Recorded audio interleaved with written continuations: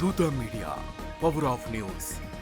అరుణాచలంలో నిత్యం గిరి ప్రదక్షిణలు చేస్తూ మాసిన బట్టలతో మతిస్థిమితం లేని మహిళగా కనిపిస్తున్న ఈ మహిళ ఎవరు? టోపీ అమ్మగా పిలువబడుతున్న ఈ మహిళ కథేంటో చూద్దాం. తమిళనాడులోని తిరువణ్ణామలై పర్వతాల్లో కొలువై ఉన్న అరుణాచలేశుడికి ఎంత ఖ్యాతి ఉందో మనందరికీ తెలిసిందే. ఇక గిరి ప్రదక్షిణలకు ఈ గుడి పెట్టింది పేరు. ఇక్కడ ఓ మహిళ మాసిన బట్టలతో మతిస్థిమితం లేని విధంగా మనకు కనిపిస్తుంది. కానీ ఈ మహిళ అనుగ్రహం కోసం అక్కడి ప్రజలు బారులు తీరతారు. అసలు ఎవరి టోపీయమ్మ, ఆమె అసలు పేరేంటి అని ఇక్కడి ప్రజలను అడిగితే మితంగానే సమాధానం వస్తుంది. కాని అరుణాచలం వచ్చే భక్తులు మాత్రం ఆమెను టోపీ అమ్మగా పిలుచుకుంటారు.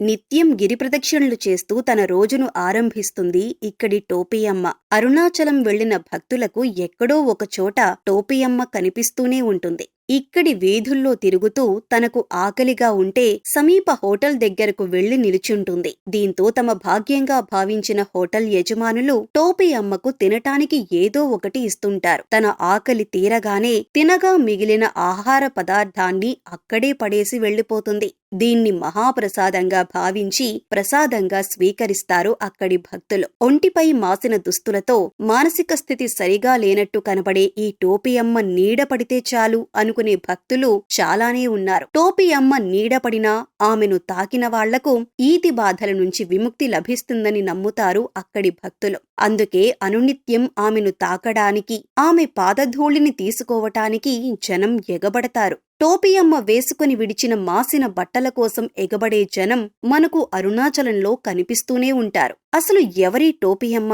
ఏమిటి ఈమె మహిమ అంటే మితంగా తెలిసిన వారే ఉన్నారు. కాని టోపీయమ్మ కటాక్షం కోసం భక్తులు బారులు తీరతారు. ఈమెను భక్తులు అవధూతగా భావించి పూజిస్తారు. భక్తులు ఎంత అమూల్యమైన వస్తువుని ఇచ్చినా విసిరిపారేస్తుంది ఈ టోపీయమ్మ. సాయంత్రమైతే యోగిరామ్ సూరత్ కుమార్ ఆశ్రమంలో కనిపిస్తుంది టోపీయమ్మ.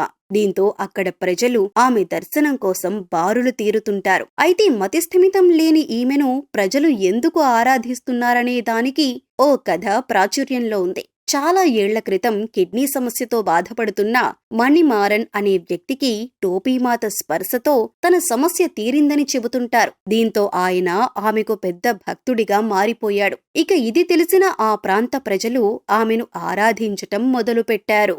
ఈ మధ్య కాలంలో టోపీ అమ్మకు ప్రాచుర్యం పెరగటంతో దాన్ని క్యాష్ చేసుకునేందుకు ఆమె కుటుంబ సభ్యుల్లోని కొంతమంది అరుణాచలంలోని మరికొంతమందితో కలిసి ముఠాగా ఏర్పడి డబ్బులు దండుకోవటానికి పన్నాగం పన్నారు. ఇక అనుకున్నదే తడువుగా ఆమె పేరుతో అక్కడ ఒక ఆశ్రమాన్ని ఏర్పాటు చేసి టోపీ అమ్మ దర్శనం కోసం వచ్చే భక్తులను దోచుకునే ప్రయత్నాలు ప్రారంభించారు. కానీ అవేవీ కూడా ఫలించలేదు. ఇక మరికొంతమందైతే ఏకంగా సోషల్ మీడియాలో ఆమెపై దుష్ప్రచారం చేయటం ఆరంభించారు. అసలామె ఒక మతిస్థిమితం లేని మహిళని, ఆమెను ఆరాధించటం ఒక పిచ్చితనంగా ప్రచారాలు మొదలుపెట్టారు. ఇది టోపీయమ్మ భక్తులను ఎంతో ఆవేదనకు గురిచేసింది. అరుణాచలంకు వచ్చే భక్తులు మొదటిగా శివయ్యను దర్శించుకుంటారు. ఆ తరువాత గిరి ప్రదక్షిణ మొదలు పెడతారు. మార్గమధ్యంలో రమణ మహర్షి ఆశ్రమంలోకి వెళ్లి కొంత సమయం ధ్యానం చేస్తూ గడుపుతారు. ఆ తరువాత టోపీయమ్మ దర్శనం కోసం వెంపర్లాడుతారు. అరుణాచలంలో గిరి ప్రదక్షిణ అంటే